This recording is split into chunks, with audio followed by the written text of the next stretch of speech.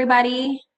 Thank you so much for joining us today to discuss the newly announced improvements to the Indiana Main Street program.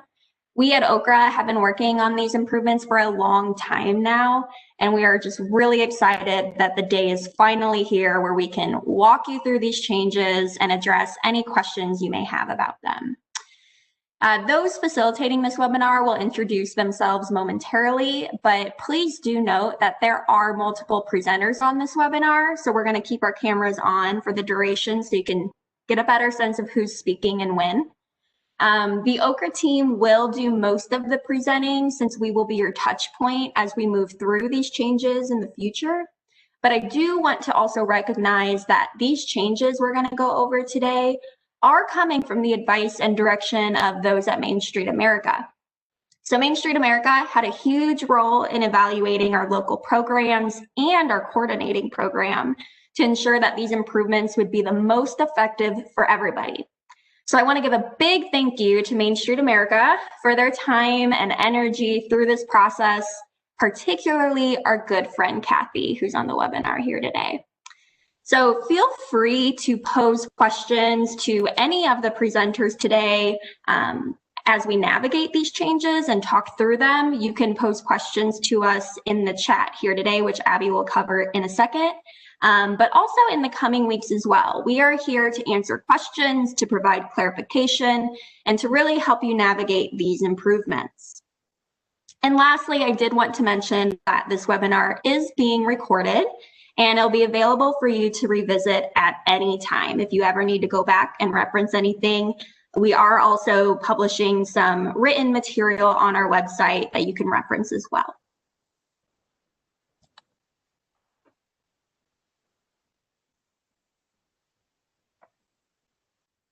Great. Yes, good morning, everyone. My name is Abby Chapman, and I'm excited that you guys are here this morning. So I quickly want to just go through some quick housekeeping rules. You'll probably notice that you are muted, and you'll continue to stay muted throughout the entirety of the presentation. But that's why we have the Q&A and the chat function. So throughout the presentation, feel free to submit your questions via the chat. And also, I just want to remind each of you that tomorrow from 9 a.m. to 9:30, we are having a kind of follow-up Q&A conversation about these changes. So please remember, just like Jackie said, there will be plenty of time to continue to ask questions even past this week.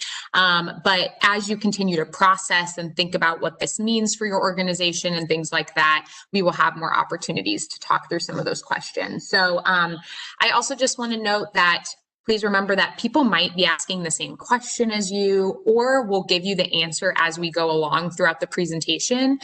So just listen thoroughly as we go along. Obviously, feel free to submit your questions as we go, but also we are going to have time at the end to answer questions. So if you kind of want to jot them down and wait to see if we answer it, and then and then if we didn't, feel free to submit it at the end. That's great, or however best works for you. Just thought I would recommend that. So, so yeah, I think that's all for our housekeeping rules.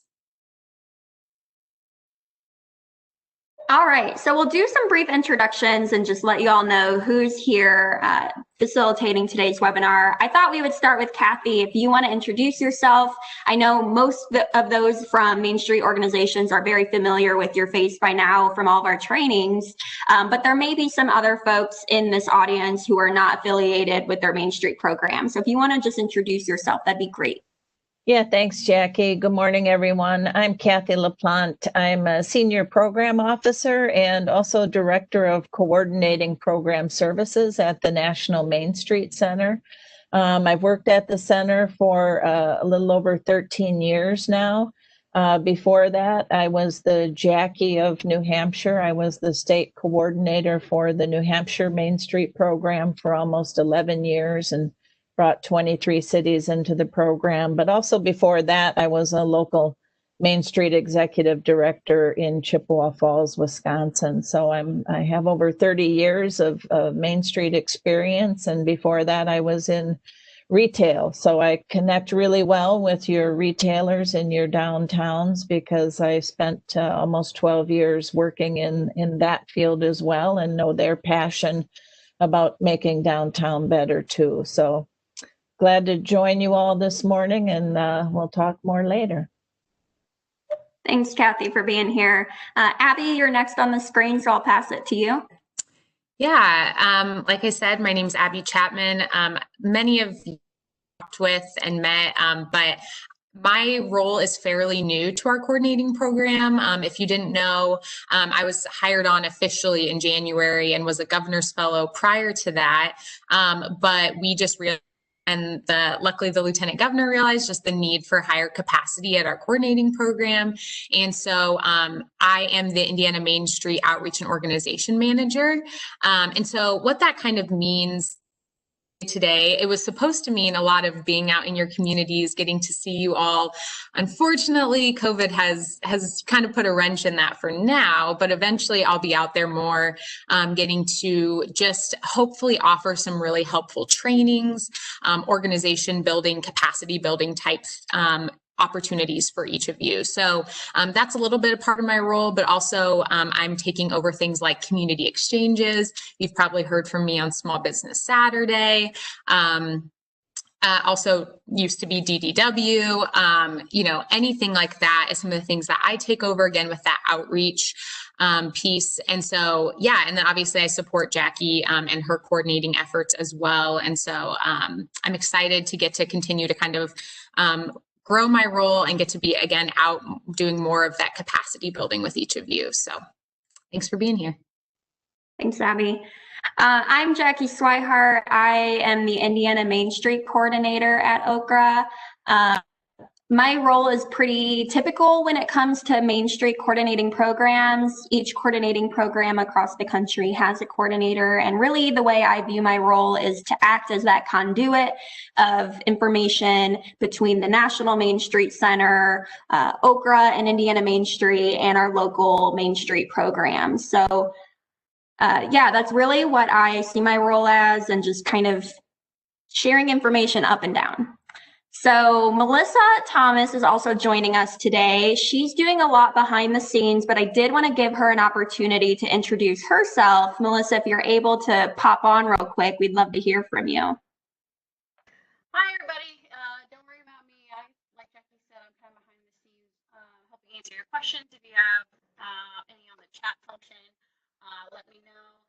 Like Jackie said, I'm the one that's publishing things onto the website. I'm helping put together all the marketing materials. So feel free to send any kind of questions to any of us. We're happy to help answer them and get you whatever you need as soon as possible. So thanks for everybody for joining. Thanks, Melissa. Yeah, none of this would be possible without her, so we are very thankful to have her behind the scenes. So that's who we are and who you'll be hearing from today, just in case anyone out there hasn't met us yet or isn't familiar with who we are. Yeah, so as we kind of go into today, I just want to kind of make a few notes, walk through some of these changes. So first, we just want to recognize that we know that change with anything can be overwhelming. Sometimes it can cause us to kind of worry or stress. And so please know that we recognize that. We don't take that lightly. And we are supporters of you always. And so because of that, we just want to encourage you guys today to just make sure you take the time to listen well and process really what this means for the Indiana Main Street program. These changes will bring such a positive movement for our program and preserve each of your local brands in a way that will speak to your local leaders about your worth and value in the community as an economic development tool. And that's what we want. And so because of that, we just want to encourage you today to just listen, kind of take in these changes. Again, ask questions, please ask questions. We want to engage in conversation about it, but also just remember to respect any questions and comments throughout the presentation. And, remember to be patient with us and we'll be patient with you as well. Because again, we know change can be overwhelming, but we're here with you and we're always advocates for you and your local programs. So we're really excited and we hope that you'll join in that excitement with us, even if it does bring some change and some of the emotions that come with change. So no question is a stupid question. We want to learn from you, from your questions. Hopefully we can help kind of talk to you about what we're learning through this. And we're always here, as well as your community liaison, in the days to come as we implement these changes. So yeah. And as far as agenda today, here's an overview of what we'll be covering. We are going to introduce a new definition of what it means for a community to possess a historic preservation ethic. We're really excited about this, so we're going to start off with that. And then we'll move into a bit about the background, just briefly about what our coordinating program has been up to over the past year or two and how that's led to these changes that you'll be introduced to today. And then we'll take a deep dive into the programmatic changes and the levels which went out on Monday. So we'll take a deep dive into what those levels mean. And we'll take a look at the timeline and the implementation of these changes so that you know what to expect in the coming weeks. We'll briefly touch on new program applicants, but as I'll mention later, there is a separate pre-recorded webinar for those interested in coming into the program as newly designated communities. And then at the end, with what time we have, we will address any questions that come in through the chat.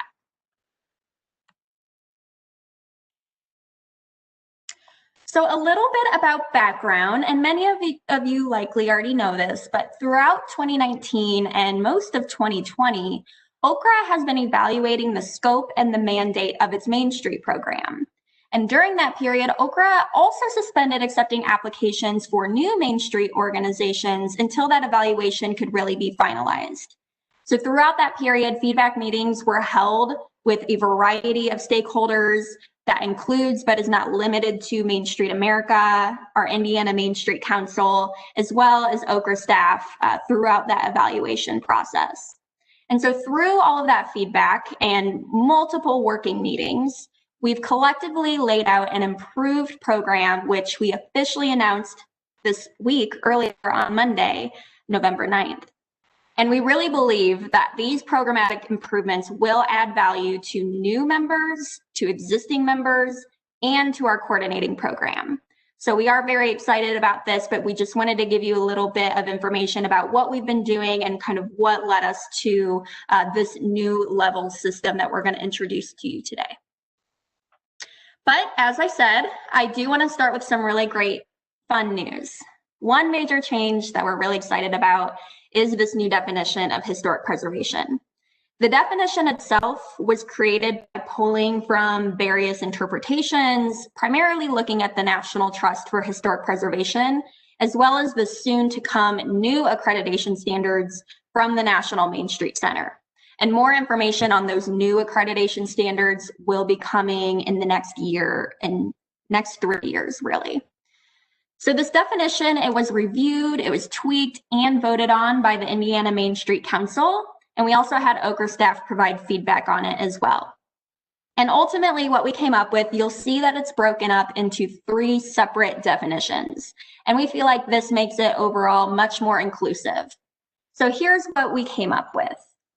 In order for a community to have this historic preservation ethic, it must be a commercial district whose majority of architecture is at least 50 years old, maintains historic integrity and historic fabric, which would be evidenced by the survival of physical characteristics that existed during the property's historic period, and is significant in American history and/or architecture at the national, state, or local level. That's your pretty typical traditional definition of what it means to have this historic preservation ethic. What we've also included in this definition is that a community, if they don't meet that first part of the definition, they could also be a commercial district that includes cultural history as part of their preservation ethic and emphasizes authentic stories of place. Or it can be a combination of the two. We understand that some communities, they have gone through experiences that have led to their historic fabric being demolished, whether that's natural disaster or just poor planning decisions. And we don't want to exclude communities from this program just because of something maybe outside of their control. And so we do really feel that this definition is more inclusive of whatever your circumstances are at the local level. And I will also mention here that if you're a new applicant, you can absolutely seek support from Abby and me and your OKRA community liaison when you're trying to determine whether your community meets this revised definition. But as you'll learn more about in the new application webinar, which is separate from this, whether or not you meet this definition will ultimately be up to the scoring review panel. We cannot guarantee the opinions of those other external scorers, but we can provide some guidance. So just know that we're here to help you figure out if you meet this definition in some way or another.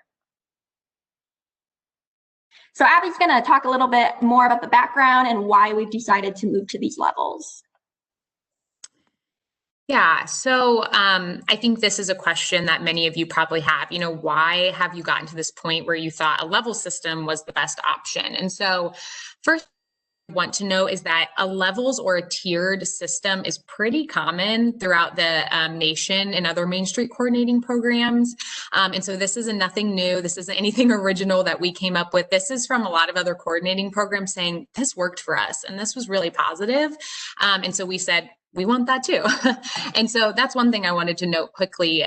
But also, I think with that, the National Main Street Center or Main Street America, they are developing, higher standards for their coordinating programs.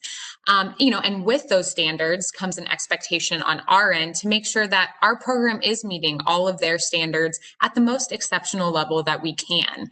So what this means is that we also have to require a higher standard at from our local programs and really making sure that we're preserving the brand of what does it mean to be an Indiana Main Street program, and making sure that each program with that designation is effectively working the 4-point approach set forth by the National Main Street Center. So it kind of has that pour down effect of like, National Main Street has set expectations on us as a coordinating program. And then also, we want to have those expectations on you all and overall upping our standard overall. And so it really allows us to have a clear picture of what it means to also grow your organization for it to become a stronger organization. So essentially having really clear benchmarks. So for program growth overall, if you've been saying, well, we want to grow as a program, we want to become higher functioning or, grow in some of our efforts, but maybe we don't know what that looks like, the levels are going to allow some really clear benchmarks that will allow you to say, this is how we're going to grow. And this is how we're going to make our organization be even more successful. And so I think in the past, Indiana Main Street maybe we've struggled a bit offering those really clear benchmarks. And now we're going to be able to hand that to you all better, which is exciting. And so continuing on, as I've kind of already said this multiple times, it allows us to really preserve the brand of what it actually means to be an Indiana Main Street. And so actually it was cool because the other day I had heard Kathy say on a webinar that we were on with National Main Street that, one of their 10 guiding principles is that quantity over quality piece. We love that we have 128 Main Streets, but also we want those 128 Main Streets to be functioning at a high, we want them to be functioning well so that you are making change in your community and that you are that economic. We want to stay in line with National Main Street and really be for that as well. And we want you to be able to go to your municipalities and others and say, I'm an Indiana Main Street, and for them to say, I know what that means, and that's impressive, and I want to fund you, or I want to advocate on your behalf. And so we're really striving to get there with that brand preservation piece. We also want to make sure that we're allowing space to provide more individualized support for each of you, and to be more focused on what does your organization actually need. And so the levels will really help with this ultimately, because we'll be able to, again, you'll see in a little bit, we'll talk about some incentives that are built into the level, as well as just some those benchmarks. And that will allow Jackie and I and your community liaisons to say, this is to be able to grow or help resolve maybe this issue, and so on and so forth. And so the levels will really help with that individual support that we can offer you. And it will also help our capacity at the coordinating program level. And then lastly, it also just helps us to build stronger relationships with you. And I think this is something that, since Jackie and I have both come on to the OKRA team and the Indiana Main Street team, we really felt like this was really important because we have so many Main Street organizations. Sometimes it's hard to feel like we're connected to each of you, that we know you. Maybe you feel like sometimes it's difficult that you could reach out to us and ask questions. Maybe you don't feel like you have that connection with us. And we want that. Luckily, we also have a team of amazing community liaisons who I know many of you know and feel comfortable reaching out to, but they also have multiple Main Streets that they're working with. So we're trying to be mindful of, we want to be able to build deeper relationships with each of you. And that being said, I think the levels will base to do that, especially for those of you who are really interested in that support and connection with the state coordinating program. So that being said, if you saw the press release on Monday, you probably saw the names of each of our levels, but you can see them here below with their respective logos that we created. So the first level being the OKRA's Downtown Affiliate Network, or ODAN. We have little nicknames for each of the levels because it makes it easier to say. The next level is Indiana Accredited Main Street, or IMBS. And then we have our nationally accredited Main Street, or NOMS. And so I'm not going to get too much into detail here because we're about to go through each of them more in detail. So I will pass it off to Jackie to talk through ODAN. Great. Thanks, Abby. Okay, so OKRA's Downtown Affiliate Network, or like Abby said, you'll hear us probably always refer to it as ODAN because that's fun. But these are really organizations who are interested in applying to enter the Indiana Main Street program, whose organizations might lack capacity or the resources that are really necessary to work that Main Street approach holistically. And we bold this word holistically because that is really important. Also in this level, they might be organizations who prefer to specialize in event-related activities only. We absolutely see the value in events when it comes to Main Street and the Main Street approach, but we also recognize that that's not all there is to Main Street. And it's okay if you want to just prioritize events. We support that, and now we have a more appropriate designation for you. Or these may be organizations who lack the physical or historical capacity based on that definition we just looked over that would be required to qualify as a Main Street organization. So really, these are local programs who either want to be fully functioning Main Streets, but maybe aren't quite there yet, whether that's due to capacity or local resources.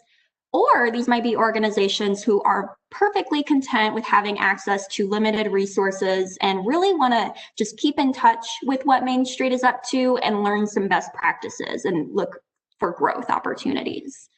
So we created this level and we intentionally included the word affiliate because we do want to differentiate this group from our designated Main Street groups.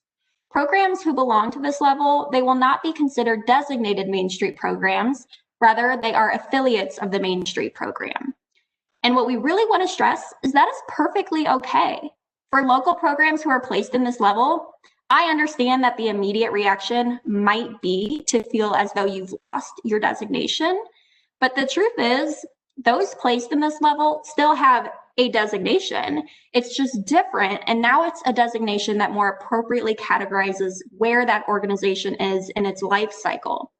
And that allows us at OKRA and Main Street America to really meet you where you are with the resources that you currently have and provide more targeted support for your organizations. So this level is really for those programs trying to get their feet off the ground. And we recognize that programs at that stage in the life cycle, they have different and unique needs. And we want to recognize that and support you in your efforts. And something else that's changed as we've created these levels is that designation will be strongly informed using the National Accreditation Standards of Performance from Main Street America. So depending on how many of these standards your local program meets, that's what will be what determines which level you're placed in. For a program to qualify as an ODAN, or an OCRA's Downtown Affiliate Network member, you would have to meet 3 of the 4 standards of performance that you see on the screen here. So you don't have to meet all 4. It can be a combination of whichever 3 you're meeting. But we're looking for an organization to have developed vision and mission statements that's in line with the community conditions and the local Main Street program's organizational stage. We're looking for a comprehensive Main Street work plan. We're looking that that community possesses the historic preservation ethic or has an active board of directors and committees. So it's really 3 out of these 4. It doesn't matter which 3. You have a little bit of flexibility when it comes to this level, which is something we really liked. And another really great thing that Abby alluded to earlier when it comes to these levels, each level has incentives that are unique to the capacity of the program. And so with these changes, we as a coordinating program really wanted to provide you more and communicate very clearly what you're getting from this program. So, too far. Community members in the OCRA's Downtown Affiliate Network level are provided the following. They have the ability to use a unique OCRA's Downtown Affiliate Network logo, which you saw Abby introduced. Those in this level are eligible for Downtown Development Week, Small Business Saturday, or any other downtown programming and marketing and promotion that we're doing at the coordinating level. They'll be listed in OCRA's Downtown Affiliate Network directory. You can join the COVID-19 Indiana Main Street Facebook group where you can learn from your peers. Main Street staff, decision makers, and or city leaders are also invited to community exchanges and other OCRA conferences, whether those be virtual or in person, depending on how 2021 plays out. You'll have access to resources developed by an ODAN community survey. We're looking to see what you need. And Kathy will speak a bit later about how she's gone through her evaluation process. And we already have a pretty good idea of maybe what some of those in this level need, but we do want to do a follow-up survey to hear from you. And then we will create a toolkit of sorts for you throughout 2021 with resources that are specific to your needs in this level. You also have access to OCRA's Main Street monthly newsletter, where we share not only information about what's going on at the coordinating program, but we also advertise a lot of external opportunities. So we just try to keep you in the loop with what's going on and what might be most relevant to you. You would also be eligible to apply for any OCRA placemaking programs as they become available, and you'd be eligible to receive mentoring by an Indiana accredited Main Street or a nationally accredited Main Street program. Now, with each level, there will also be specific and unique requirements in order to maintain that designation. For programs at the ODAN level, you are required to submit abbreviated annual reporting. That will go into effect this year. You all will probably be hearing from me in a few weeks about annual reporting and how it's time to submit that. If you are placed in this ODAN level, starting this year, you will only be expected to do some abbreviated reporting. So I know that's always a big thing at the end of each year, and hopefully that's some good news for you. For newly designated ODAN programs in the future, they'll be placed on a 12-month introductory period following their acceptance to the program. And if that program hasn't met regularly, or if they haven't met the requirements of their letter of commitment, then their designation will be reevaluated. And again, like we just went over, you must meet 3 of the 4 outline standards that we saw in the last slide in order to remain accredited at this level. So just like we've created unique incentives and requirements for each level, we've also outlined some general benchmarks that a program must achieve in order to advance to the next level. To move up to the next level, ODAN programs would need to demonstrate the following. They would have to demonstrate that they're utilizing resources from Indiana Main Street as well as the National Main Street Center to really help in development of a working board, bylaws, budget, work plan, and fundraising plan. They must also show a commitment to implementing the Main Street approach. They must complete OCRA's Main Street 101, and that includes board, committee chairs, and staff. We would expect that the program attended at least one community exchange, Okra conference, or National Main Street training per year. We want to see thorough and timely and accurate annual reporting. And then to move up, the big thing you'd have to do is to complete an Indiana Main Street application that demonstrates historic preservation ethic, community support and organizational capacity, financial support and financial capacity, adequate business environment, and demonstrated need. So this is where you'll want to refer to the full application and the webinar covering the application in depth to learn more. All right, Abby, I'll let you walk through Indiana Accredited Main Streets. Yes. So our next level is the Indiana Accredited Main Street, or IAMS. This level is really for those groups who are working the Main Street 4-point approach effectively. And really, we're really holding them up to the same standards or similar standards as a nationally accredited, except the fact that they are probably or maybe going to lack either a paid staff person or a membership to the National Main Street Center. And so they must also meet the following standards from National Main Street. So they have to meet all 8 of these if you're in IAMS. Again, the only two that aren't on this list in comparison to the nationally accredited is that paid staff and the paid membership to National Main Street. I'm just emphasizing that because I hope you see that this is really where that upping of standards is coming in, that we're really expecting even our non-nationally accredited communities, if you're in IAMS, to be functioning within these 8 standards here. So you can see that, we're expecting our IAMS groups to have broad-based community support for the commercial district revitalization process, with strong support from both the public and the private sectors. We're also expecting them to have a development and vision statement relevant to the community conditions and to the local Main Street program's organizational stage. We also are expecting them to have a comprehensive Main Street work plan. We are expecting them to possess a historic preservation ethic. They should have an active board of directors and committees. They should have an adequate operating budget, and they should be conducting a program of ongoing training for their staff and their volunteers, and then obviously doing their annual reporting of key statistics. So, as Jackie said, each of these, we have incentives built in. And so for IAMS, they have the ability to use the Indiana Main Street brand and logo.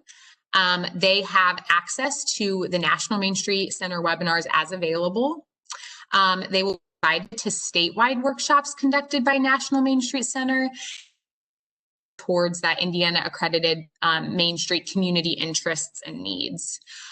They will have the opportunity to host a community exchange. They will also be eligible to receive Downtown Development Weeks or Small Business Saturday or other downtown programming promotional materials and grant opportunities as available. They will be eligible to receive a program review from National Main Street Center.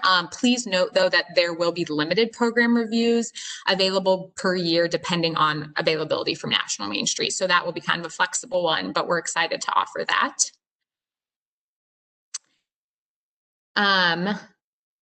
Was that the only slide of incentives continued? Sorry, thank you. Mine was lagging. And then they can apply for Okra state funded programs. So one thing I want to note before I get into this is that for those of you that will be placed in the IAMS level, you will be grandfathered into this, meaning that this after 1 year, after 2 years, after 3 years won't necessarily apply from you. You would already have that, like you've been in there 3 years, basically. For any new program that applies and comes in, this will apply to you. So if you applied to be an IAMS and your application was, received and we reviewed it in our new process and you became an IAMS community, you would have to follow this. So to get these funding opportunities, after 1 year of belonging to Indiana Main Street, members are eligible for bonus points to apply for Okra placemaking programs as available. So at Okra, you might have heard we've done some big grant opportunities that would apply to that kind of thing. Please note too that These are purposefully pretty vague, mostly because some of our programs have got switched around. We're in a weird time just because of the pandemic and figuring out what programs will look like in the future. So please just be patient with us, as we can't be quite specific just because programs have changed because of the pandemic. So anyways, going back to my point, after 2 years of belonging to Indiana Main Street, members are eligible to apply for new pilot programs as available. So that just means any other additional programs that we might offer, those would fit into that after 2 years. And then after 3 years of belonging to the Indiana Main Street, members are eligible to apply for OCRA's Main Street Revitalization Program. This is for non-entitlement communities only, as available. So you may or may not know about MSRP through the CDBG funds, but you must now, if you come in as a new community, you have to be in the IMBS level for 3 years before you can receive that. Hey, Abby, and two, it occurred to me that maybe this is a good place to also pause and really emphasize something that I know you and I have been preaching a lot, and that is the Main Street program is not a grant program. I want to make that very clear, that even though that you see some of these financial incentives that we're allocating to the Indiana accredited Main Street level, this is not intended to be a grant program. It is intended to be a community-driven, long-term volunteer program. And so these incentives here are really just to award those groups who are putting in all that time and energy at the local level to make their Main Streets really what they should be in terms of the program and the Main Street approach. So I did just want to emphasize that quickly. I know that's maybe been a misconception in the past, and that is something that we, moving forward, are really emphasizing. So thanks, Abby. I just thought it'd be a good time to mention that.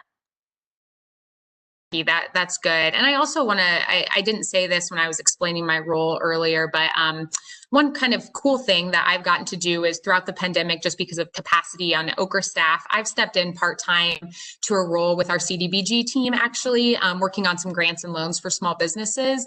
But I only say that because it's created a really cool collaboration for us to talk with our CDBG team and our Indiana Main Street team and say, how can we bring Indiana Main Street more to the table for those community decisions?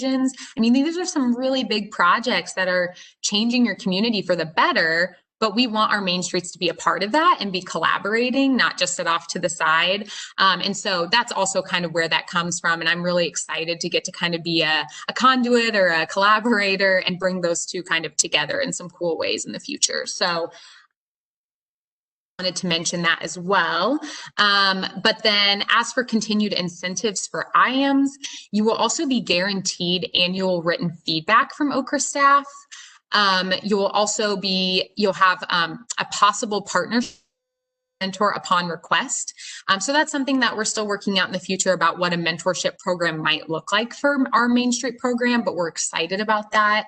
And then you'll be guaranteed at least one annual meeting or training from OCRA. Strategic planning, you might want a board training, a fundraising and sustainability planning, and the list could go on. So you'll be offered one of those. And that can be you telling us that you want that. We won't tell you what you need. You'll come and tell us that.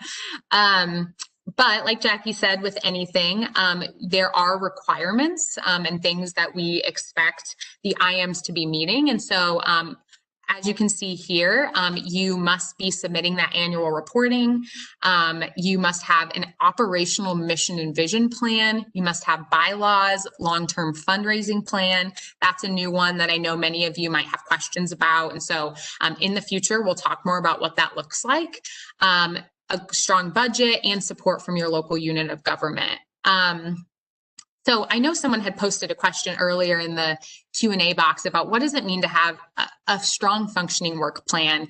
I mean, really, this is a work plan that demonstrates long and short-term planning initiatives and work comprehensive work plans should include measurable objectives. They should include timelines, budgets, desired outcomes, who's responsible for getting the task done, the numbers of volunteers are needed, specific volunteer responsibilities. So we don't want this to just be a piece of paper with some tasks to get done for the year. This needs to be really comprehensive. And so actually we want to invite you all December 1st, I believe, correct me if I'm wrong, Jackie or Kathy, but we are doing a work plan training with National Main Street for all of you. And this is something we saw across the board that is kind of a need at our local program level. And so we want to encourage you to take part in that and really kind of, we get to be interactive and learn what does it mean to have a strong comprehensive work plan. So I just wanted to plug into that. But they also should be meeting the definition of that historic commercial district. They should be proactively striving for growth as a Main Street program and demonstrate proficiency in all 4 of the points. They are placed on a 2-year introductory period following membership acceptance. I will say again that this is only for those new communities coming into the program. Those of you that are placed in the IMBS level, you're not on a 2-year introductory period, you are already in the program. So just wanted to note that. But if you are new and you come into the program, then you'll be on a 2-year introductory period. And then, like Jackie said earlier, if for some reason you aren't meeting these standards after that 2-year period, we might have to reevaluate your placement. And then they also should be participating in on-site evaluation at least once every 3 years conducted by OCR staff. So you might remember these, for those of you who aren't nationally accredited, you had usually a community liaison who was not your community liaison come into your community and do, or to your organization and do a evaluation. It'll be similar to that.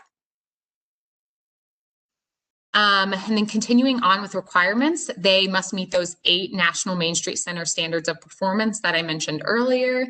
They should have that broad-based community support for the commercial district revitalization process with strong support from both the private and public sector. They should have an active board of directors and committees, and then have that adequate operating budget.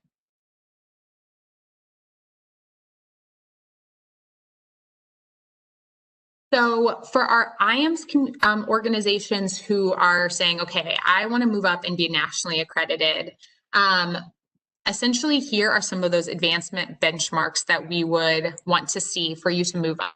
So a lot of this is still what you are going to have been doing. So things like having that operational mission and vision statement, work plan, bylaw, and that strong support from your local units of government.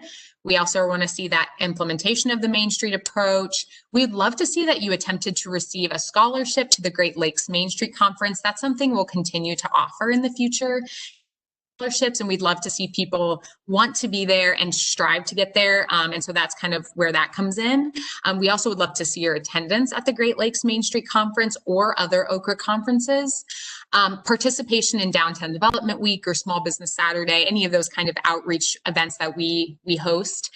Proactive organization of annual on-site training or meeting from OCR staff. So I mentioned earlier that's part of those incentives for us to come and do a training or have a meeting with you.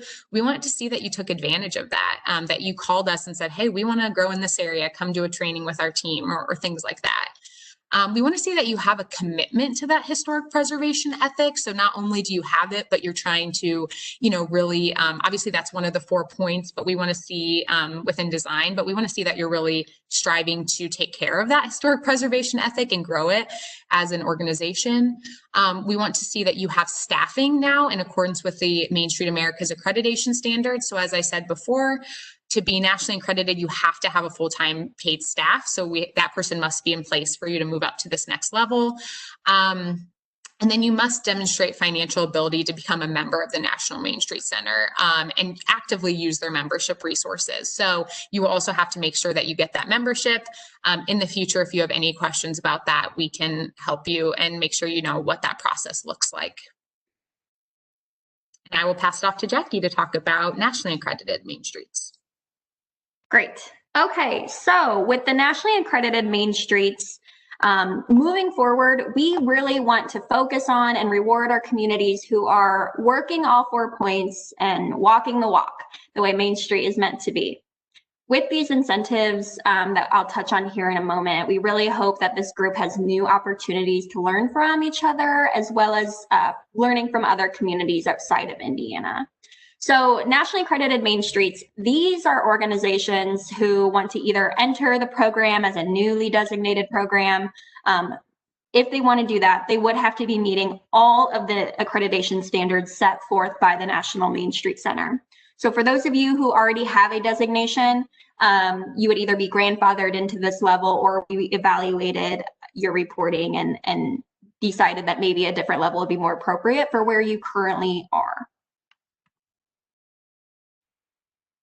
But we're still relying heavily on these standards of performances.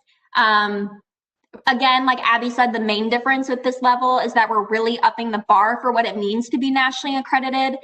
That designation as a nationally accredited Main Street is truly significant. And we want to make sure that the value behind that designation remains and that it's very evident.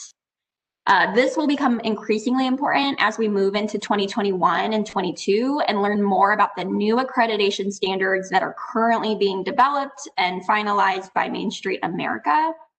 But we are looking at these standards that you see on the screen. And I won't go through them all because we pretty much have really the biggest difference again is that those who are nationally accredited will have that paid staff person and have a membership to the National Main Street Center, but not just having the membership, because that's what we see often is that an organization, they pay their annual dues, but we want to see that you're using the resources because truly, it's amazing. Their website, all the resources on there that you have access to as a paying member, it gives you all of the information you could ever need to be whatever your Main Street program wants to be.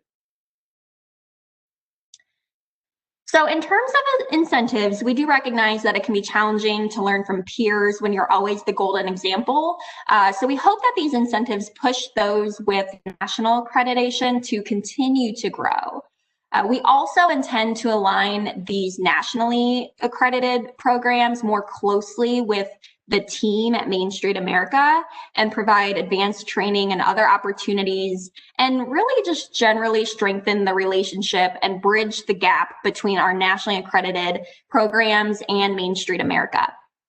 So if your program is in this level, you are provided the following: ability to use National Main Street branding and logo in addition to the Indiana Main Street logo that you saw previously. You will receive biannual meetings or trainings from OCRA staff. Again, like Abby said, whatever you need, we want to be there for you. You'll be guaranteed one scholarship to the Great Lakes Main Street Conference. You'll be invited to statewide workshops conducted by the National Main Street Center, catered toward nationally accredited community interest and needs.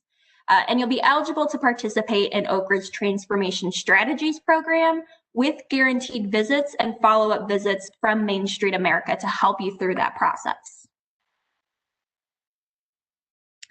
You're also guaranteed in-person program reviews from the National Main Street Center. So that will be an in-depth full day, maybe 2 days when we can visit again, program review from the National Main Street Center to provide guidance and help you through any challenges that your organization is facing. You'll have the opportunity to mentor members of OCRA's Downtown Alliance and Indiana Accredited Main Street communities through a mentorship program that we are still developing. You'll have annual on-site evaluation and feedback from Indiana Main Street staff. You will be automatically eligible for special funding through OCRA's Main Street Revitalization Program, and that's for non-entitlement communities only, because that's how CDBG funds work, and we have to abide by those restrictions. And then ripple mapping workshops will be conducted by OCRA staff beginning in 2021 upon request. So that is a service we can provide as well. In terms of requirements, a lot of this will probably sound repetitive, but we want to see annual reporting. We want to see that the organization is meeting all 10 of those accreditation standards. We want to see that there's staffing in accordance with those accreditation standards. We want to see the development of a strategic fundraising plan for the organization, and we will provide some training and assistance on developing a fundraising plan for the future. And then we, of course, also want to see that you're complying with all of the IMBS requirements that Abby went over previously. In terms of benchmarks, we know that those in this level can't advance any higher in terms of levels, but we do want to see that those in this level are consistently hitting the benchmarks listed here in order to maintain their accreditation. So we want to see that the program is successfully executing the standards of performance. We want to see regular representation and participation at the Great Lakes Main Street Conference. Same thing with community exchanges or other OKRA conferences. And we don't just want to see that paid executive director there. We want to see your board there, your committee members, your volunteers. This is truly an organizational effort. And so we don't want all the learning to just be filtered through one person. We want everybody to be actively engaged in these educational opportunities and networking opportunities. So we want to see ongoing utilization of OKRA trainings, Main Street America trainings, webinars, and whatever other learning opportunities we provide. We want to see that you're not just participating in events like Downtown Development Week, but we also really prefer you to be hosting and leading the charge in a lot of those efforts. And then we do want to see you down the line participate in mentoring members of other levels through a formal mentoring program that we will create. Of course, as scheduling allows. We know that you're very busy, but we would like to really see you step up as a mentor and as a leader to these other programs. So, Abby, before I throw it over to you, I did just want to also mention we really consider NOMs to be our leaders in the state. And I hope that the takeaway from this is that we really expect and would love to see those organizations at this level embrace that leadership role within Indiana Main Street. And we want to do a better job at empowering you to have that leadership role. Yeah, so the new levels and all the pieces to them. Here's some just important notes that we want you to know. Each level is independently valuable and curated specifically to meet each of your needs. They are not hierarchical in nature, due to the fact that they are built for program growth if that's what your local program desires. So I know it might seem like, oh, like, well, we don't want to be, this, or we don't want to be that. But remember that there's growth in everything. Even if you're a NOMS, there's growth. There's always growth. And so we just really want to emphasize that, that there's always room to grow, to increase the capacity of your organization. And that's what these levels will help with. We have also been working on these levels, the requirements, the incentives, all of it for several months, especially considering the fact that we had to push our release date of these out because of the pandemic. And that extra time even allowed us even more to refine it even better. And I think it all worked out in a really, really positive way for us to have some of that extra time to do that. And so we've been looking at this for a long time, and we've had several partners and stakeholders look over and give feedback and their thoughts on this process. And so just to name a few of those, we had community development leaders. We had some of your own, even people who are representatives of you on the Indiana Main Street Council gave their thoughts on this. We had OKRA staff, but also National Main Street Center staff, Ball State University, Indiana Landmarks, Indiana Arts Commission. The list could go on. We have gotten such great opportunity to share this with some of our stakeholders who know you, who've worked with you, and they've been able to give us some of their thoughts as we refined this process. So we just wanted to let you guys know about some of that stuff as well. Great. And I see a lot of questions coming into the chat already about sort of how is this going to be implemented, how are placements working, and I'm going to throw it over to Kathy to talk through some of that. But before I do, these changes you'll get more information in the coming weeks. I do want to emphasize that we've been working really closely with Kathy at Main Street America to categorize communities into an appropriate level. And so predominantly that has been us relying on your annual reporting that you've submitted to us. That should be an accurate reflection of your organization, of where your organization stands and the impact that it has. But in addition to that information, we've also consulted with not only the list of people that Abby had mentioned previously, but very closely with internal staff at OKRA as well. If a category does not align with your local program's vision, we can provide some guidance on how to move forward. But I really wanted to throw it over to Kathy to let her talk about her process, because she was the one who really evaluated the programs. So Kathy, take it away. Yeah, thanks, Jackie. Yes, I was the one who reviewed all your reporting information that you submitted.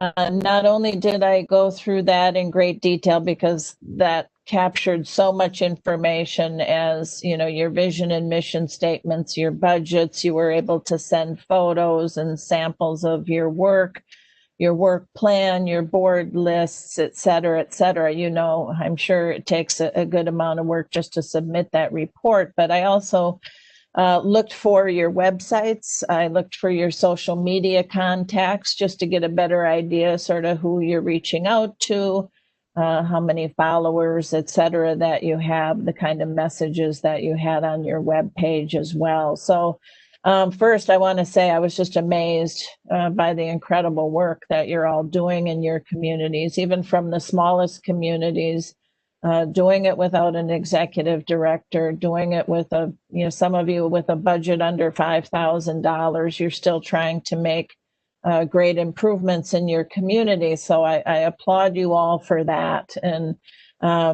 so I think Jackie and Abby did a great job of explaining the sort of new tiered system. And as they said, most all of our other state programs also have a tiered system, recognizing that everybody's at a slightly different place with their program. Those that have fully embraced the Main Street approach and the implementation of the 4 points, to those that are, you know, working with a small handful of volunteers in the community trying to make a positive difference. So the things that we did look at or that I looked at in my evaluation, was how much have you adopted the Main Street 4-point approach? As Jackie mentioned in one of the slides, some of you are promotion organizations. You like that groove, and so maybe where your community assignment is perfect for you. But I did look to see if you were doing work across organization, promotion, design, and economic vitality. So that was one of the main ones. Another one that I looked at was your participation rate so far in all the offerings that OKRA has made available to you. In addition, hopefully we'll capture some more of that in the future if you take advantage of the trainings that have happened since last year, because Indiana Main Street's been doing a lot of webinars for you through 2020 as well. And looking at that participation as well, and I think one of the key points of our criteria that says we want communities to be committed to ongoing education and training is that that's not just for staff, it's for board members. So I'm not just talking about the communities that'll be in the ODAN level. We're going to be analyzing that going forward, even for the NOMS communities and the IMS communities, is you need to assure your board is also participating in that ongoing training, because we need everybody to be educated in Main Street. I looked at whether you had broad-based community support, or maybe you were just a very small organization that wasn't bringing in a lot of volunteers, and that's why you report your volunteer hours. So some small communities just knocked it out of the park with the number of volunteer hours, and then some big communities had very few volunteer hours. And so that helps me sort of decide how broad-based your organization is operating, and if you have an increasing number of volunteers coming in. The vision and mission statements, those are things that, you know, once you have, you still need to go back and review. I did make comments for all of your communities, and I think the community liaisons will share those with you, or meetings are set up later. We'll discuss those as well. I challenge you all to go back and look at your vision and mission statements, because some of your vision statements are good broad statements, but we're going to work with you on figuring out how to make them very specific to your own community. So a vision statement that says we want to be a great place to live, work, or play could apply to any Indiana community. And we want to make sure it's very specific and takes advantage of your assets going forward. I looked at the size of your budgets and how diverse that funding is. Of course, on Main Street, we look for a good diversification of funding sources, that some comes from your city, some comes through business contributions, residential campaigns, fundraising events, or special events that raise money. So we look for that diversification. And I did look at it, keeping in mind the size of your communities as well. Small communities don't have as high a benchmark to reach as larger communities. So I was impressed, again, as I said, when I looked at the volunteer hours and the number of volunteers. Some small communities really far exceed some of the other communities as far as what your commitment is there. And then work plans, as we mentioned, there's going to be a work plan session on December 1st at noon that I hope you'll all take advantage of, because that is something that probably needs to be improved across just about every community, as Jackie, or I guess Abby was covering this point. We can't just have a list of projects. That is not a work plan. A work plan says, here's our activity, and here are the individual tasks that we have to take on to accomplish it. So if you're going to paint a mural, first we got to find a property to put it on. What building is it going to go on? Who's going to talk to that property owner? Who's going to secure the painting supplies we need? Who's going to raise the money if we have to hire an artist? You have to list each of those tasks, and those help you identify where new volunteer opportunities will be. But it'll help you say, well, this is what we expect the cost to be. Some of these things might also generate money for you, but probably the most important thing is work plans make you ask the question, why are you doing that project? Why are you holding a car show downtown? Why are you planting flowers? So have some measurements, have some gains that you're doing a project because it will raise more money. It will bring more business to your downtown businesses, that you'll bring in more partners. So we want to see those kind of measurements in your work plans going forward. So hopefully you'll join us December 1st, and I'll go through all those things. So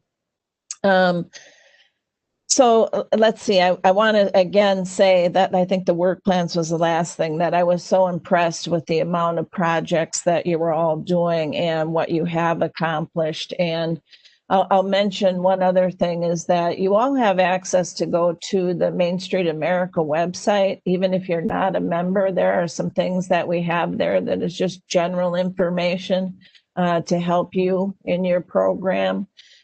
If you are interested, and you don't have to be a member, but we do have a startup level for $150 that you can get for only 2 years. After that, then you have to join as a regular member. But if anybody's interested in that, let me know. But I think what we learned also from this, because you all got to give comments about what you wanted Indiana Main Street to help you with, all of that has been put into one document as well. And Jackie and Abby are using that as the training points going forward. So your messages have been read by me and by them. And I think they're planning on putting together a really good program to help you all either, just grow your programs from where you're at, or to improve them so you can move up. So I think that was what I had in summary, Jackie. Unless I missed something, let me know. No, that was great. Thank you, Kathy. It's definitely important to get your perspective on things, so thank you. Let's see. Okay, I just briefly wanted to touch on new program applicants. I won't spend a lot of time, but it's part of this next slide, so I wanted to give you some context. We are opening applications. They officially open November 9th. New applicants, we are not only inviting cities and towns to apply for the program, but also individual neighborhoods. So for example, Gary, Indiana has quite a few unique and independent neighborhoods, and I know we've had some interest from those folks. So if you are a neighborhood within a larger community, you could be eligible to apply. Applications will close March 5th. Again, not going to go into a lot of detail there because there's a whole nother webinar on it. But we would just say that if you are interested in applying, if you're watching this and you're not currently designated in our program, definitely work with your Okra community liaison on that process. And you can always refer back to our Indiana Main Street program guide. Page 16 has that checklist for starting a Main Street program. That is still a very good place to start. But like I said, there is a separate pre-recorded webinar on how to apply for the program on our website. So be sure to check that out. And in terms of implementation, I did just want to go over a timeline. So this year in 2020, from July through September, Kathy has been working very diligently to thoroughly read all of your annual reports, to evaluate your programs, like she said, not only on those reports, but what other promotional and public efforts you've made, your website, your social media. And she's also consulted with us on a few things as well. So that occurred from July to September. On November 9th, this past Monday, we officially announced the levels as well as the reopening of the applications. So you all should have gotten a press release with this information. Today, November 12th, we're providing this educational webinar to try to give you a thorough overview of these changes, but we know that the conversation does not end here today. We do have a time scheduled tomorrow morning, like Abby said, to have just a Q&A conversation about some of the questions if we don't get to them all today. And then what I'm sure you're all really waiting on to hear about is, where does your community land? Where does your local program land? On November 17th, Abby and I will each split kind of our communities, and we will send you an email to you and notify you of your program placement. With that notification, you will also receive a letter of commitment that should be reviewed by whatever staff you may have in your organization. Also, it should be reviewed by your board and your committee throughout the month of December. And we will expect that letter of commitment back, signed, approved, agreed to by January. Also in that email, you will receive a logo and brand agreement. This will give you access to those logos that we showed you earlier, as well as the ability to use certain language that says that you are associated with the Indiana Main Street program in whatever capacity that is. So November 17th, you will get an email from either Abby or me with your program placement. March 5th is when we are closing applications. Instead of having applications coming in on a rolling basis as we did in the past, there will be an annual window where you can apply for the program. This is also the annual window where you can try to move up a level. So I had mentioned if you are in the ODAN level and you want to move up and you feel you've worked all those benchmarks and you are where you need to be, you'll submit an application as well. And that will happen during that window. For those who are interested in moving from that Indiana accredited Main Street level up to nationally accredited, you will not have to submit a paper application, but you will still, during that annual window, you will have to have an in-person interview with Indiana Main Street and we hope National Main Street. And then in May of 2021, that's where we will notify new Main Street applicants regarding their designation. So those are for the new programs coming into the program, not currently designated. So this gives you an overview of kind of what's to come. I will also mention here, Kathy said she provided individual feedback for each program. Within the next 90 days, your program will receive some information from your community liaison to set up a meeting to go over that individual feedback so that you can create with your community liaison and with Abby and me as appropriate and Kathy as appropriate an individualized development plan. So you can figure out exactly where your program needs to go and we can help you get there. So that's an overview of how that will work in terms of implementation. Abby, do you want to go over a quick summary before we move on? Yep, I will go over this and then we'll jump into questions because I know we've had quite a few of them in the chat. So just to give an overall summary of kind of what we've talked about, you know, the reason we arrived at the level system for Indiana Main Street is because we know it will ultimately provide better support based on local capacity, as well as preserve each of your brands so that the whole state really knows what does it mean to be an ODAN, an IMBS, or a NOMS, and the value that comes with each of those levels. Also, as I mentioned earlier, provide growth points and better support from our coordinating program and so much more. And we really are excited to see the ways that this improves our coordinating and state program in ways we haven't even expected yet. So it's really exciting.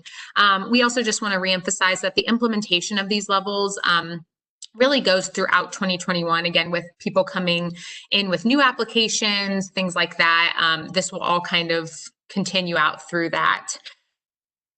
Just again, noting that applications for new programs opens this month, and we have that pre-recorded webinar where Jackie walks through the new application. I do want to note that that new application, just like we are kind of upping our standards, that application is very different than what many of you might have known of it before.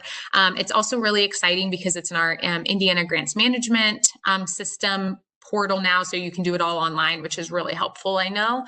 But also it's just has higher standards. So I definitely encourage you to go look at that webinar. Again, even if you're thinking, you know, eventually once you get your levels placement, if you're interested in obviously growing your organization, moving up, that's going to be a really beneficial webinar for you to watch. And just, yeah, that's kind of the summary. And I think we can start getting into questions, right, Jackie? Yeah, and I actually wanted to piggyback off something you said real quick because I forgot to mention it when I was briefly covering the new applicants. If you're a new applicant, I mentioned that we are moving toward having an annual window where we're taking applications. I also want to note that we have expanded that window for this year because we understand that you were not preparing for this application. In the future, we expect that the window will probably only be open for about 2 months. But for this year, we are opening it from November through the beginning of March. So we are giving you time, extra time and grace so that you can kind of wrap your head around the new application and make any adjustments that you may need.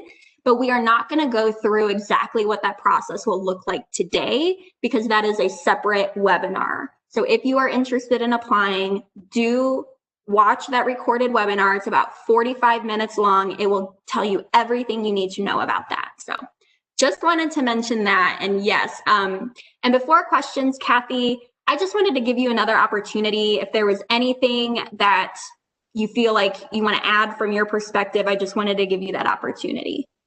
Well, first, I think you at the state level have done a great job and a very thoughtful process through all of this as well. And I think most every community is going to recognize probably right where they're at and will understand and will, you know, do their best to work on things and take advantage of your resources. One of the things I did want to note too, as I mentioned, I did do a write-up for each of the communities, sort of just with notations about what your attendance was at events and things like that, and what was what you need to do to move up to the next step or to stay at the level that you're at. But I also put in a section of kudos because I wanted you all to understand what I saw as really good things that you're doing. So that will be all delivered to you through your community liaisons as well. But I think this is a great process, and Indiana has probably done more in that thought process of not only what your standards are, but also what communities at each of those levels gets. So kudos to everybody through the whole process and for all the communities who submitted such great reports. Yeah, absolutely. So I think what I'll do here is I'll quit sharing my screen so that you can see us a bit better. And I will open up the chat and see what questions we've had. Okay. And Jackie, I think, I don't know how yours is looking, but it looks like we maybe have like a few questions in the Q&A and then quite a few in the chat. So I just wanted to mention that. Yeah, I actually don't see a Q&A, so would you rather start with that or the chat? Yeah, we can start with the Q&A. Okay. I can see them, so I'm happy to read them off, or if that's how we want to go about that. Yeah, go ahead. Oh, and I do see it now, but go ahead. Okay. So first of all, I know that that someone was asking if you can get an email of some of these changes. All of this information, I think Jackie mentioned this earlier, but this will all be on our website. And I think actually Melissa might have sent a link to the direct link to Indiana Main Street website on the OKRA website. And all of that will be hosted on here, stuff about the application, the information on the levels. Jackie's done a great job and created really nice comprehensive documents so that you can go on if you want to look at the incentives again, or if you want to what those benchmarks on, always accessible for you. So please know that we'll have that for you. But obviously, if you want something specific or you can't find something, please feel free to reach out. And then the second one was, can you define a work plan? I know that we kind of talked through some of this, and Kathy kind of talked through what does it really mean to have that. That answered your question. You join us on December 1st. Kathy's holding up a Pride and joy. Oops, I'm unmuted. This is a work plan. This one's about an inch thick. This was my last work plan in 1996, which was the last year I was an executive director. It opens with my vision and mission statement, and then it has 4 places in there. But like my overview of organization sort of outlines what my goals are. What are we doing for public relations? What are we doing for fundraising? What are we doing for volunteer development?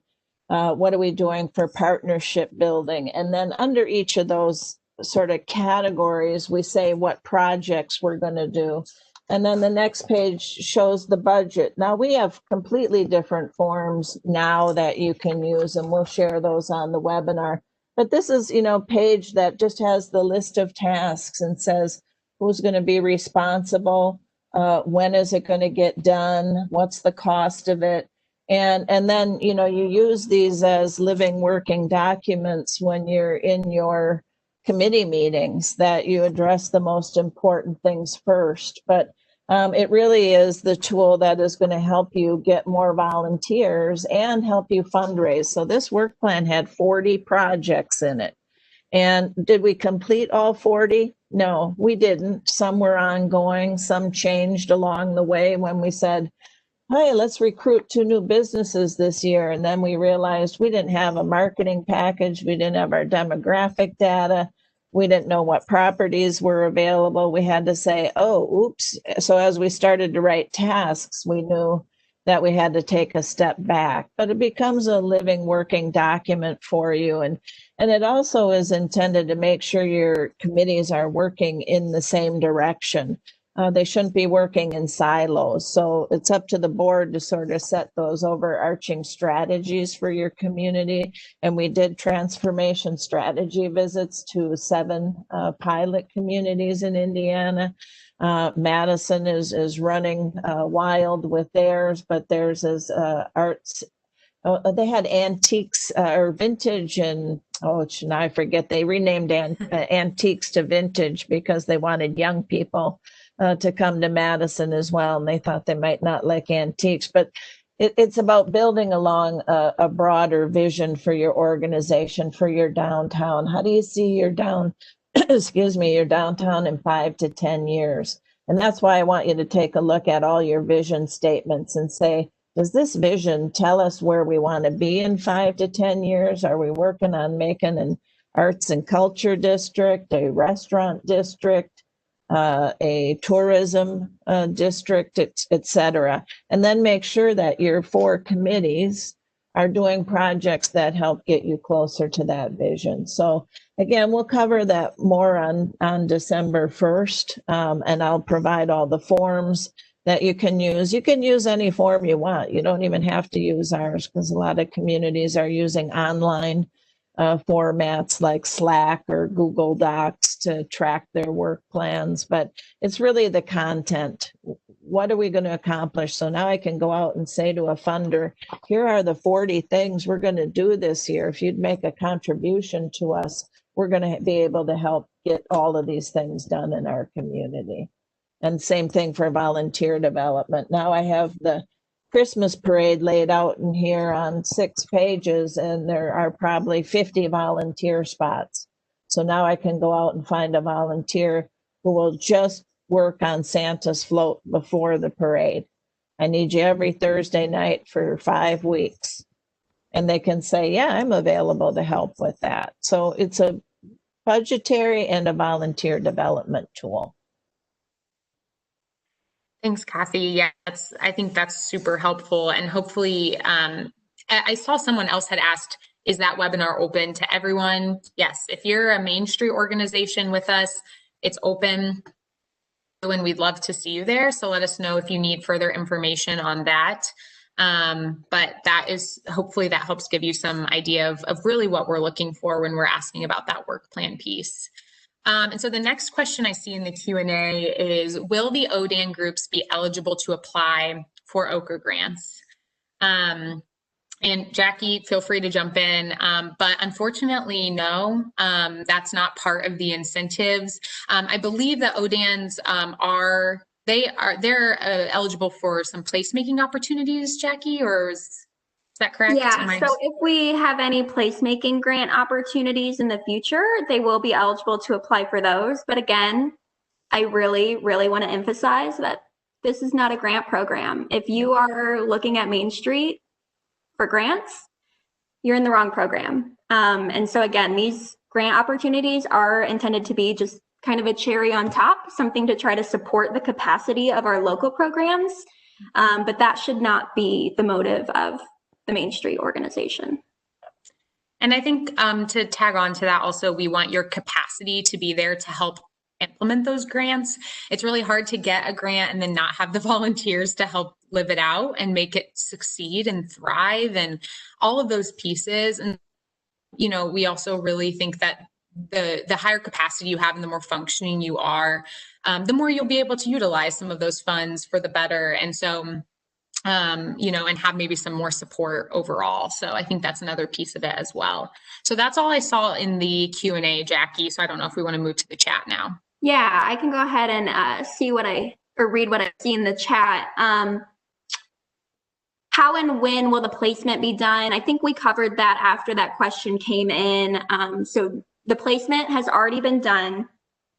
We know what the placements are going to be. Next week, as I said, November 17th, we will notify you. That email will come from either me or Abby.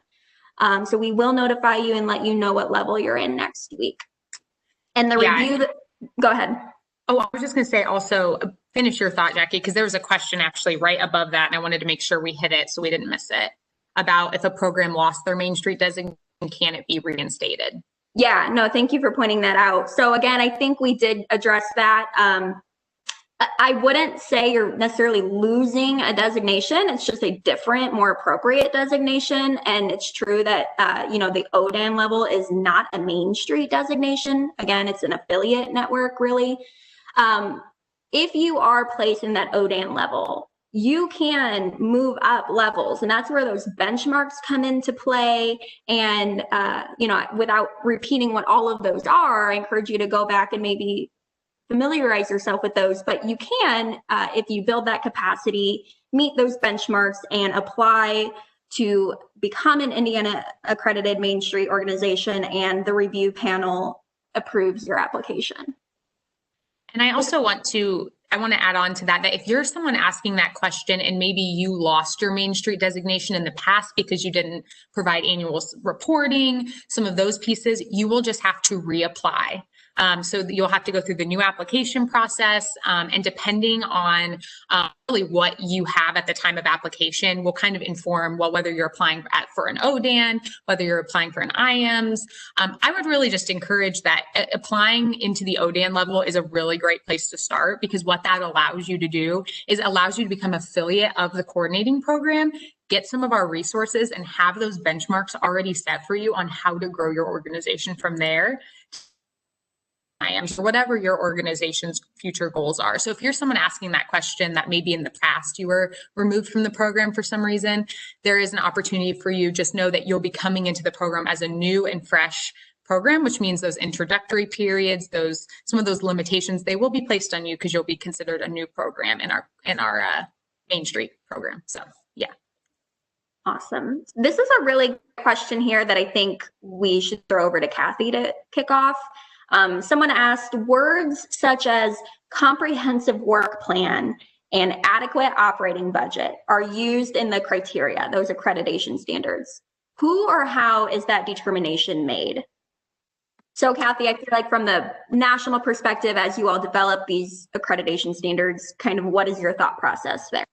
Yeah, the comprehensive work plan, has those details that we covered in the webinar, that it has the project, the reason why you're doing it, and your measurable expected outcomes from it, listing of the tasks, showing the volunteers who are going to complete those, and when the project is going to be done. But the other comprehensive part of that is that you're doing work across the 4 points. As we saw, a number of organizations are very promotion heavy, maybe 100% to 75% of their work is promotion, and not spending time on fundraising or recruiting more volunteers and partnerships, or we're not doing anything under economic vitality, which admittedly for many communities is the toughest point. But you can still do work on helping your small businesses, doing building inventories, and sort of starting to scout entrepreneurship development to come into downtown, or work on new housing options in downtown. So comprehensive means the 4 points, but it also means in detail. So we have to see your work plan in detail.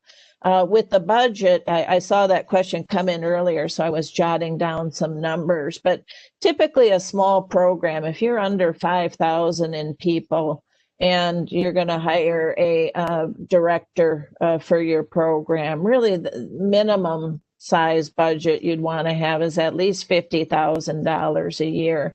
That's salary, and you don't want to just hire an executive director and not also have money to implement projects. So it's always best to have as big a budget as you can going in. I would say any community of 5,000 to 25,000 should probably have at least a $75,000 annual operating budget. And if you're over 25,000, probably at least $100,000 operating budget, because that's going to give you a healthy start.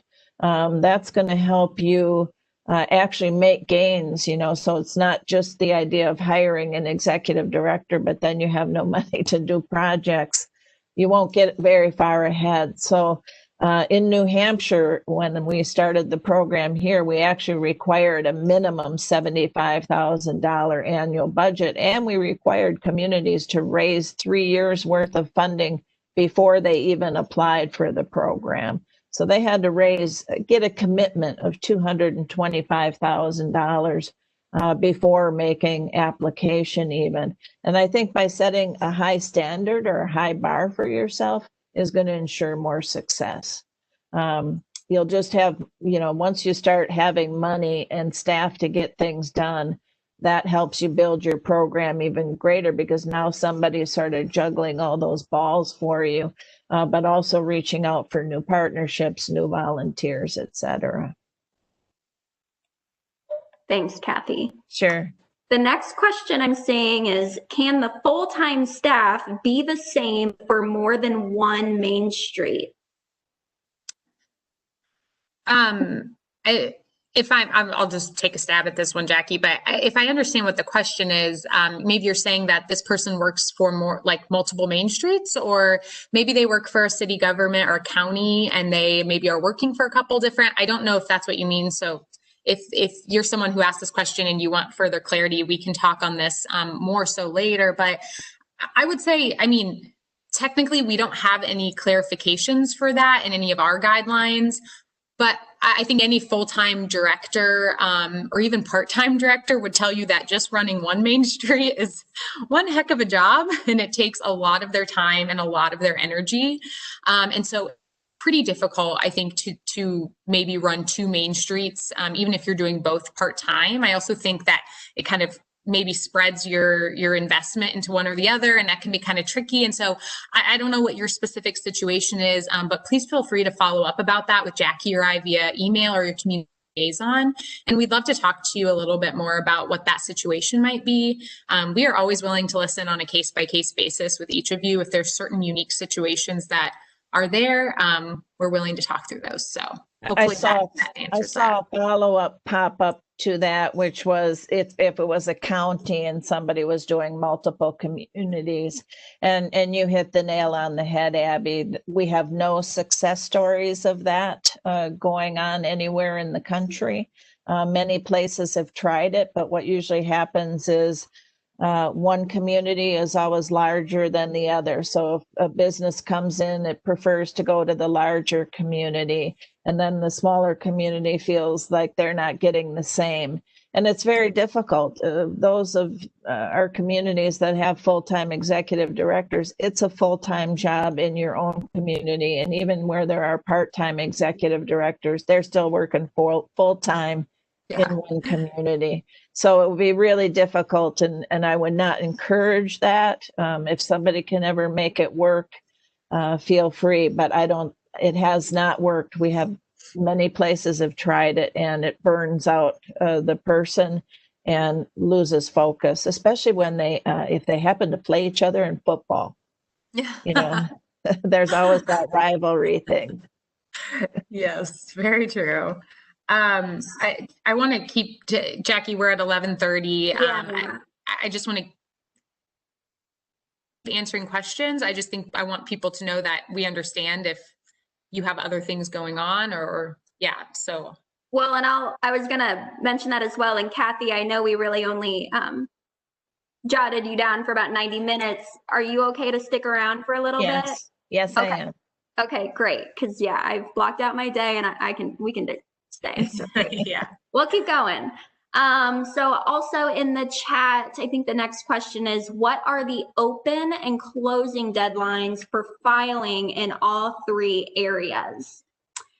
So for that question, maybe there's a little bit of clarifying that needs to happen. There aren't open or closing deadlines for your placement for each level.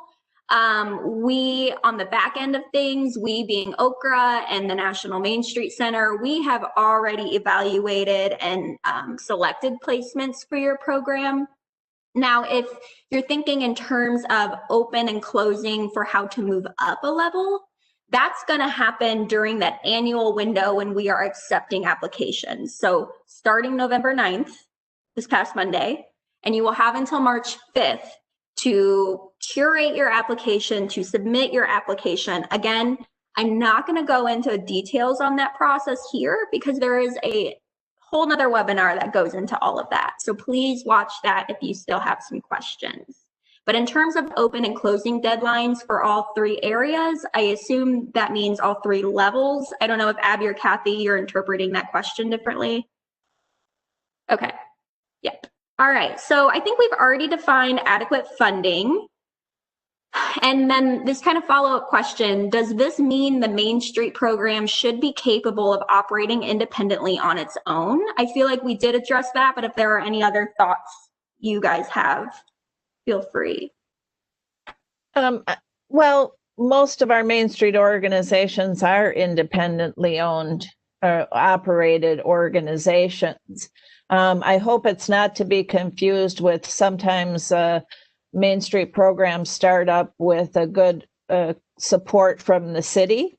that the city thinks they can wean away their funding. That is not the intent. We expect cities to maintain funding Main Street programs because you're economic development organizations doing work on behalf of the city.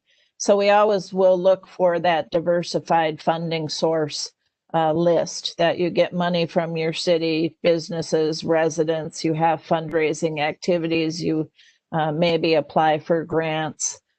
You might even secure in kind. Somebody might donate office space to you or donate accounting services, et cetera, to you. But there's no such thing necessarily as a self-sustaining Main Street program. That means, well, there is one. There's one in Virginia that I know of because somebody donated a shopping mall strip center to them, and they operate, there's a $250,000 surplus every year that they operate their Main Street program under. But that's the exception. They don't need city funding because it comes from the shopping mall. But you're going to need to rely on a lot of sources. Yeah. All right. The next question here is the evaluation process interactive? I think we also covered that. The evaluation process has been conducted internally. The next steps may be a bit more interactive in terms of we are here to have conversations with you about the specific areas that your organization could grow in. And I'll just reiterate here that we, OCRA, will reach out to you within 90 days of this announcement to coordinate a meeting with you. So I completely understand that the response may be to want all the information right now, because as Abby said, change is really hard and this might feel very overwhelming, but we are not just leaving you to hang dry. So we are going to be there. We will reach out to you. Just know that there are a lot of you. There are 128 programs that were in our program before all these changes. And it's going to take a while for us to give you that individualized attention. So that process will be more interactive, but just please give us some time and please be patient. Please cut your community liaison some slack and know that they're trying to juggle all of this as well, and they're only one person too. The next question here. Hey, Jackie. Yeah. Sorry, I'm not trying to make time go longer. I just wanted to add on to that, I hope that you're all really excited to receive in that 90-day meeting that, we'll all get to eventually have, is you get to actually get this written feedback from Kathy and from the National Main Street perspective. And so that's kind of an incentive in itself. As I was looking back through her feedback, I was like, wow, this is really, really great feedback. That is kind of one of those things that normally we wouldn't have been able to offer you, that individualized feedback. And so I hope you're excited for that too, because again, who doesn't like some measurable objectives and things that you can be working towards in the future? And so, yeah, hopefully that's an excitement too as well. Great. So the next question here. The farming community here has very different needs from an urban or suburban one. Will the categories be standardized or individualized to meet the local level needs? Any thoughts before I weigh in?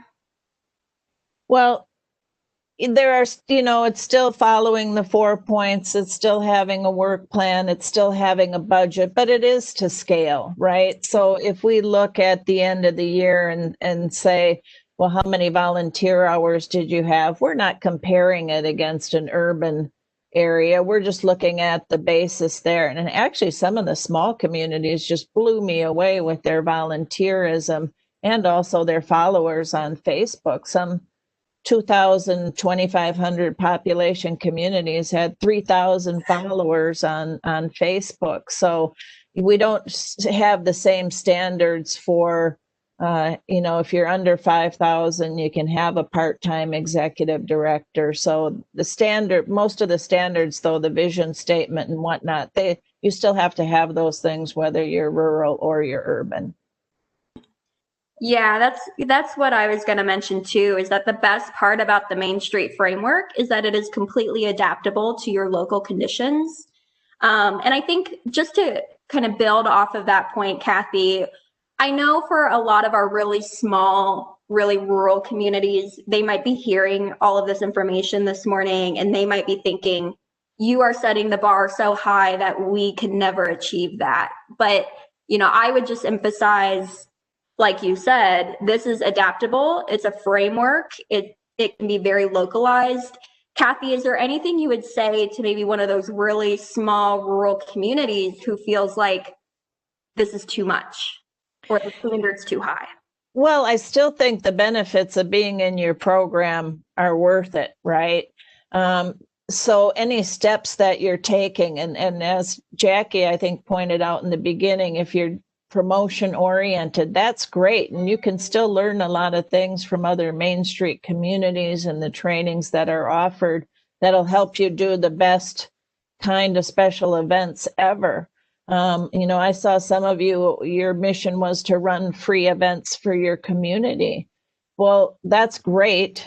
They still cost you money. So how are they going to be paid for? But how are you measuring the success? Is that moving your economic needle for the downtown? So I think, and this goes to every, you know, not every community in the country will be Main Street, but every community can use the Main Street principles. You know, so if you are just doing promotion, then come and learn from us on the best kinds of promotion you can do and how can you make money off of that promotion so you can do it even bigger, market it wider, bring more people into your community who will go into your shops and restaurants. So there's still a lot of valuable assets for you to take advantage of at whatever level you're at. And I'm, you know, wanted to really emphasize, you know, at the beginning to say you're all accomplishing good things. So whatever pieces of Main Street you can take and use, we would encourage that. Absolutely. Yeah, Kathy, and I think that is such a good point that I don't want to move on away from yet, because I don't want any of this to feel like a punishment or anything in that sense. This is not. Just like Kathy said, you don't have to be a designated Main Street program to do Main Street. The approach is there. The framework is there. If we're maybe moving you to a level and it feels like that's not exactly where you want to be, it doesn't mean you have to stop doing what you're doing. Keep doing what you're doing. We want to meet you where you are so we can help you build off of that if you want to. So I just really want to emphasize that, you know, the approach, it's still there. Use it. We're here to help you use it. But yeah, I just wanted to, that spoke to my heart a little bit, Kathy. So I wanted to also mention that. Good point. Let's see. Is the work plan training open to everyone? Yes, I will send the registration for that to my blast. And feel free to share that with anyone from your organization. We would love to have board members, especially be on that, in addition to paid staff and really anyone who comes into contact with your work plan or has a role in that. I'll get you that link today. Perfect. Thanks, Kathy. And then, will there be any discussion or criteria around the Main Street district? The neighborhoods idea is a great one. We are looking to engage our hilltop and community outside of our district more. You know, I think the Main Street district should be predominantly decided on by the local organization because, and Kathy, Abby, you can weigh in and disagree with me, that's totally fine, but you know, it should generally be a walkable area. I don't know, Kathy, if you want to speak a little bit more to districts and maybe how to partner with neighboring commercial districts that aren't part of the Main Street program. Yeah, you know, and usually when we define our districts and downtowns, it's pretty simple. Everybody's got one primary downtown. But if you're a larger community that has other districts like Gary, and, you know, we've worked in lots of big cities where there are multiple districts as well. They can be their own district. They could be their own Main Street program as well. But you're looking for I'm trying to think, contiguous, that's the word I'm looking for, contiguous groupings of commercial businesses. So this isn't necessarily about the historic home neighborhoods, this is about another distinctive commercial district. I got a call from Montgomery, New York, and he said, oh, we have 3 very distinctive villages here, and they're all joining as members. And I said, well, how big is each village? And he said, about 3,000 people. And, but they are very distinct, that one's, I think, Bavarian oriented and whatnot, but they're very distinctive. People recognize them as different districts. The other thing is that if you have those, maybe they're strip centers, you got to remember the historic preservation ethic that is required here as well. But sometimes I always tout it, even though you have your main district around downtown, and I always call them imaginary boundaries. We have to say this is the primary place where we're going to start our work before we expand out.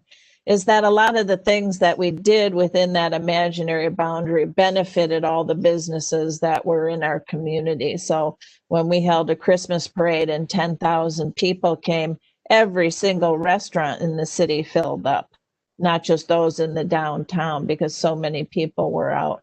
When we held big events that drew 30, 40,000 people into town, every business in town had the opportunity to benefit from that. And like if you were doing a small business workshop for your downtown businesses, you could invite the rest of the community to participate in that as well. That's the thing. Main Street is a community-wide organization. So whether or not you have a separating Main Street program in each of your commercial districts isn't necessary if they can pull some of the benefits that you can offer anyway. So keep in mind, Main Street is good for your whole community. Yeah, absolutely. Looks like there's a program out there who already has an application ready to submit, and they were wondering to whom within Indiana Main Street should the application be sent to. Please watch that webinar on the application. It will walk you through step by step how to submit that application. I will mention here that we do require a letter of intent. That letter of intent is due by December 4th. So do make sure you hit that deadline, but all of the information and a template letter of intent is available in that webinar and on our website. If you're an organization, I see a question here that's very specific to one program. If you are concerned about your organization maybe not having submitted annual reporting and therefore didn't maybe go through this evaluation process, you would have heard from us by now if you did not submit annual reporting. In fact, if you did not submit annual reporting, you would have been notified that you were no longer part of this program. So no worries there. We have your information. We've used it to evaluate the program, and you would have heard from us otherwise. Will you set a calendar of trainings, staff and volunteers for the year? If so, when can we expect to see this for planning? So we did publish a calendar of trainings for 2020, and I know we're wrapping up the end of the year now. We are planning on meeting with Kathy and talking through next steps and needs. A lot's really in flux right now just because of the pandemic and whether things can happen in person or virtually. So I would say that's something that we're going to think about through December, because our last training for the year is that December 1st training on work planning. And after that, we'll then kind of regroup. We'll take into consideration all of the survey feedback that we've gotten from trainings so far, and that'll help inform trainings for next year. But a lot of the training, oh, go ahead. I was just going to say, I'm going to guess that we'll probably lay it out for the first quarter of 21. And then maybe we'll know more after that if we can come in person. Yeah, good point. And we will be switching gears a little bit with our trainings. In 2020, we've really focused on the fundamental building blocks. So things like the 4 points, we've taken an in-depth look at each of those, really trying to build that solid foundation. And so things will progress more and be more targeted toward your particular needs and level. Okay, let's see. I was confused about the November 17th date within your timeline and program placement. Can you explain that further? Sure. So we're giving you the high level information now. We're saying, here are the levels, here's what each of them look like and what to expect from them. But we haven't told you which level your organization has been placed in. On November 17th, that's when your organization will find out what level it's been placed in. You will get that information in an email. We will email the contact person that we have on file. If you haven't notified us, if there's been a change, please do, so that we're sending that information to the correct person. Keep in mind that that is the responsibility of the local program, to keep us at the coordinating level up to date with who we should be contacting about important information. So we will rely on the information we have that's been given to us from you in the past. Abby and I will send an email to you with your level placement. In that email, you will also receive 2 additional things. One will be a letter of commitment related to that level that you're placed in. You as an organization, so that's staff, your board, your committees, whoever from that organization should review that letter of commitment together as a group. And if you agree with what we're expecting from you as a local program, and if you also feel good about what we are providing you as a coordinating program, you can sign it and return it to us by January. And that solidifies your placement in this program. Also in that email, you will get a logo and brand agreement. That allows you to use the logo in the name of whichever level your organization is placed in. So that's where that November 17th date comes into play. That's where we will reach out to you all individually and tell you what level your organization has been placed in. Let's see here. Can new communities that plan to file their first application by March 5th participate in the December 1st webinar? I don't see why not. Yeah, I think that it could be really valuable to those of you, especially if you're prepping things for your application and you're feeling prepared to come in to apply to become a program. I definitely think it wouldn't hurt to really make sure your work plan is up to the standard that we're expecting now. And so that could be really helpful to you. So I think it's okay. Reach out to your community liaison if you need registration for that.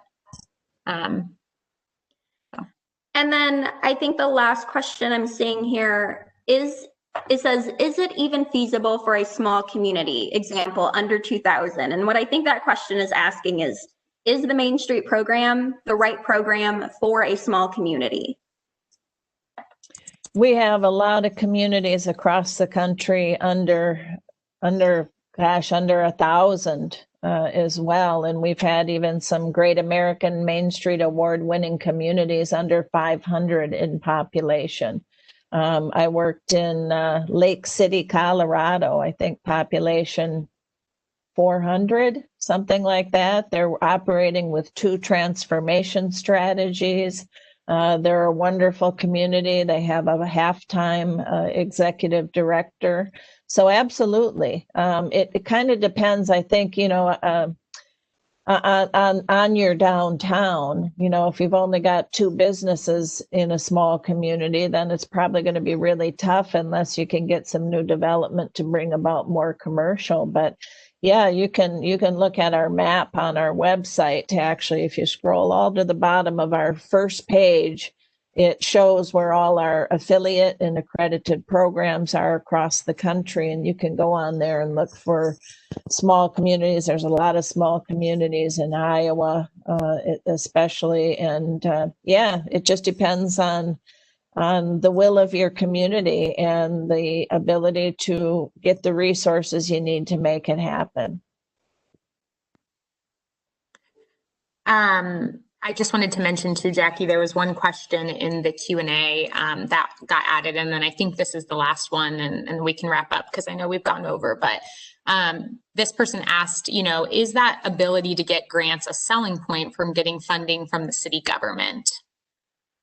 Kathy, I don't know if you have any thoughts on that. Yeah, absolutely. Not just the grants, but the technical assistance you get from Indiana Main Street. Those are both, I think, good selling points for being part of the program.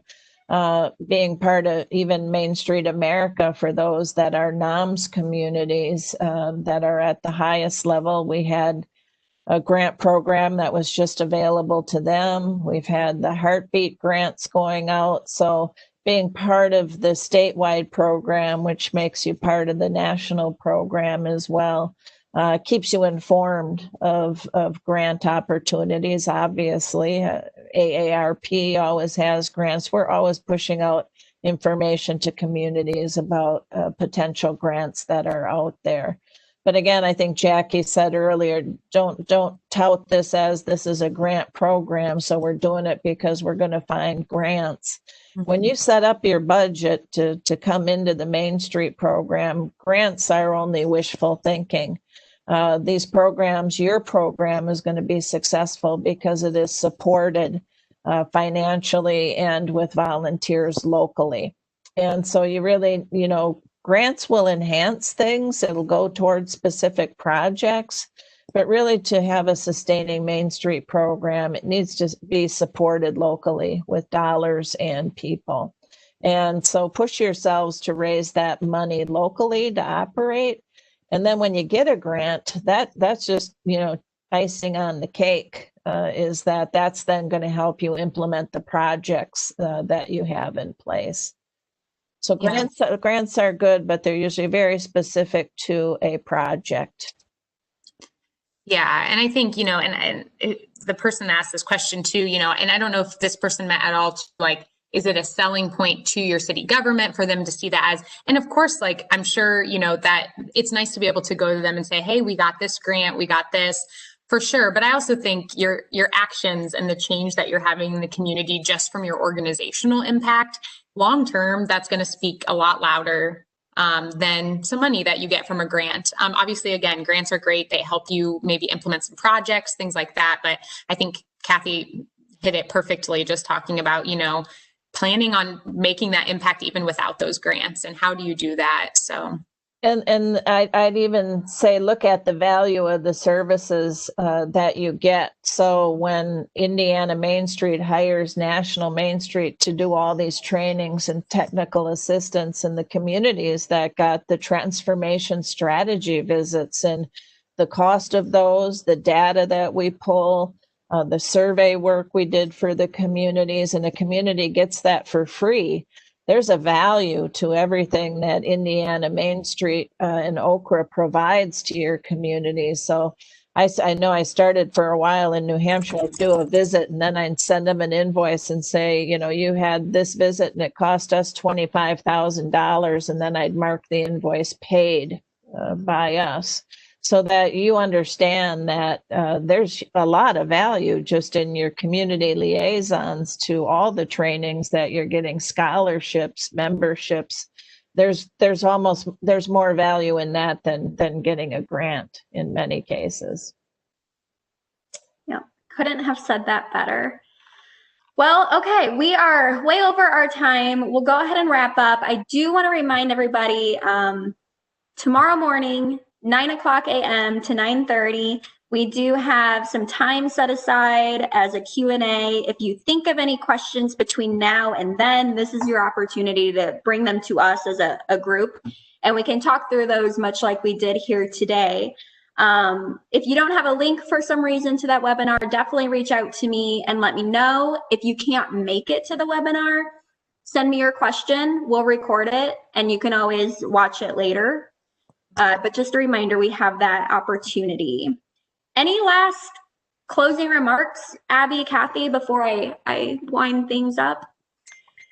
I think we've loaded them up with a lot of information, and I'm sure they'll all be looking forward to November 17th and sort of getting their designations. But everybody should know, I know Jackie and Abby are ready to answer your questions at any time, as am I. They'll let me know if you have any, and look forward to keeping you all in the program and working with you to keep on doing really great work. All right, well, thank you, everybody. Those who stuck around, we really appreciate your time. This will be recorded. I recommend between now and November 17th, you just read some of those materials we put on the website, do a little homework, Familiarize yourself with this in more detail. That way, when you do get that level placement, you have a better sense of why. That's exactly why we decided to stagger this webinar and the announcement from that notification email, so that you could have some time to really process and digest all of this information, because it's a lot. It's very new. So we're here to help you navigate through it. But we'll go ahead and sign off. Thank you all. Thank you, Abby, Kathy, Melissa. Have a great day. Thanks, everyone. Bye.